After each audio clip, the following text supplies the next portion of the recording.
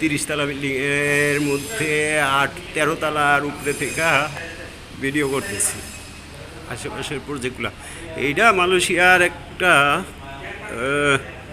গ্রাম side, প্রত্যন্ত অঞ্চল, কিন্তু নতুন করে প্রজেক্ট তৈরি করে এটার একটা শহর তো বানানো হইতেছে। আর এই যে এইটা হইলো পাম বাগান, এই পাহাড়ের পুরাটা হইলো পাম বাগান।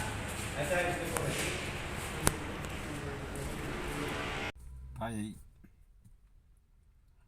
মালয়েশিয়া আসছি 13 তারিখে, এই মাসে জুলাই 2025-এর 13 তারিখে মালয়েশিয়া আসছি। ভাবছিলাম যে সপ্তাহখানেক, সর্বোচ্চ সপ্তাহখানেক থেকে এখান থেকে চলে যাব, কিন্তু দুর্ভাগ্যবশত আমার এয়ার টিকেটের মেয়াদও চলে গেছে, টাইম ওভার হয়ে গেছে।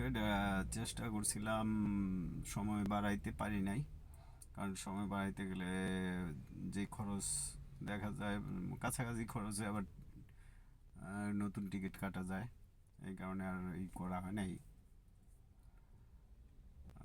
কারণ এইখানে একটা কিছু আমি যে টুকটাক কিছু কাজ নিয়ে আসছি, যে উদ্দেশ্যে যেগুলা কাজ হাতে নিয়ে আসছি, ওগুলা শেষ না করে তো আর এখান থেকে চলে যেতে পারি না।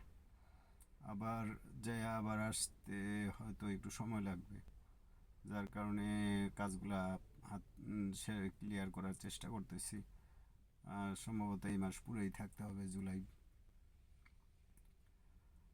এর মধ্যে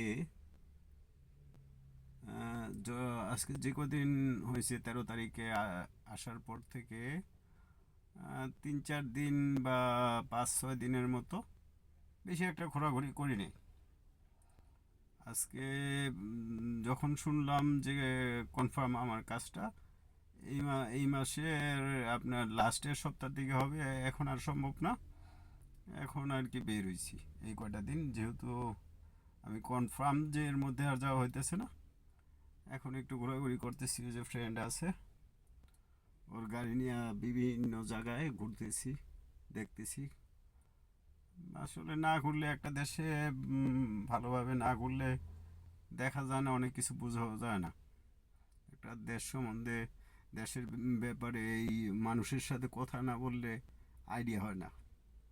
মালয়েশিয়ার ব্যাপারে, মালয়েশিয়ার বিভিন্ন স্থানের খাবার, মালয়েশিয়ার বিভিন্ন কালচার, মালয়েশিয়ার মানুষের চলাফেরা, এইখানেও তো অসংখ্য জাতি আছে। এদের চাইনিজরা আছে, মালাইউরা আছে, আপনার ইন্ডিয়ান আছে, ফিলিপাইনি আছে, ইন্দোনেশিয়ান আছে, হ্যাঁ, আর তারপরে বিভিন্ন দেশের ফরেনিয়াররা তো আছে যারা এখানে কাজ করতে আসে, আমাদের বাংলাদেশি ভাইয়েরা সহ, এই মিয়ানমার, শ্রীলঙ্কা, নেপাল, এই বিভিন্ন কান্ট্রির লোকজন, আফ্রিকারও কিছু লোকজন এখানে কাজকর্ম করে।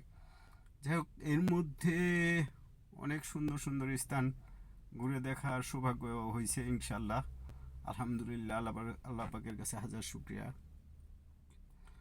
এই কেএলসিসি টুইন টাওয়ার তো অসংখ্যবার আসছি, অসংখ্যবার দেখছি, গতকালকেও গেছিলাম, দেখছি। আর এই আপনার আশেপাশে যে এলাকাগুলো আছে, আপনার কাজাং, নিলাই, বাঙ্গি, পুচং, তারপরে চেরাস, বিভিন্ন জায়গায় ঘুরছি, ঘুরে দেখছি। হ্যাঁ, এক একটা সুন্দর সুন্দর জায়গা, অসাধারণ অপূর্ব সুন্দরভাবে সাজানো গোছানো এরিয়া। আপনার রোড ঘাট, অ্যাপার্টমেন্ট, যে এলাকাগুলোতে অ্যাপার্টমেন্ট তৈরি করছে, ওই জায়গায়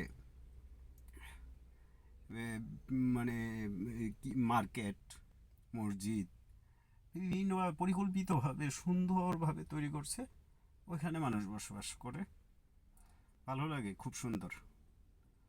ঠিক আছে, তবে যারা ট্রাভেলার ভাইরা আছেন, ট্রাভেল করতে পছন্দ করেন, তাদের জন্য ভিন্নভাবে আমি একটি ভিডিও নিয়ে আসব, ইনফরমেশনমূলক ভিডিও। সেখানে আপনারা কিভাবে মালয়েশিয়াতে এসে এখান থেকে বিভিন্ন দেশের ভিসা করে ট্রাভেল করতে পারবেন, ওইটার বিস্তারিত আমি বলে দেব। এখানে সুযোগ সুবিধা আছে, এখান থেকে বিভিন্ন কান্ট্রিতে ভিসা করে যাওয়ার মতো খুব সুন্দর সুযোগ আছে, এবং কি কি ডকুমেন্টস লাগবে এগুলো আমি বলে দিতে পারবো। কোনো দালালের কাছে যাবেন না, কোনো এজেন্সির কাছে যাবেন না, নিজে নিজে ট্রাই করবেন। আমি যদি এখান থেকে মালয়েশিয়া থেকে আম, বিভিন্ন কান্ট্রির ভিসা হয়, করা সম্ভব। যদি কেউ এই ধরনের চিন্তা ভাবনা থাকে, ইন্টেনশন থাকে যে এখানে এসে এখান থেকে ভিসা করে কোথাও ঘুরতে যাবেন, বা অন্য কোনো উদ্দেশ্য থাকে যে এখান থেকে ভিসা নিয়ে আপনি ওখানে যাবেন, যে জব করবেন, বা ওইখান থেকে একটা অন্যরকম ইন্টেনশন নিয়ে এখানে আইসা করবেন, এই ভিসা করবেন, ওকে, আমার প্রয়োজন হলে আমাকে নক করে, আমি অবশ্য চেষ্টা করব একটা ওইভাবে ইনফরমেশনমূলক একটা ভিডিও তৈরি করার, আপনাদের ইনফরমেশন দেওয়ার। আর তারপরও যদি কারো এই ধরনের প্রয়োজন মনে করেন, আমাকে নক করবেন, আমি সর্বোচ্চ সহযোগিতা করব, যেখানেই থাকি আমি সহযোগিতা করার চেষ্টা করব ইনশাল্লাহ। আল্লাহ হাফিজ।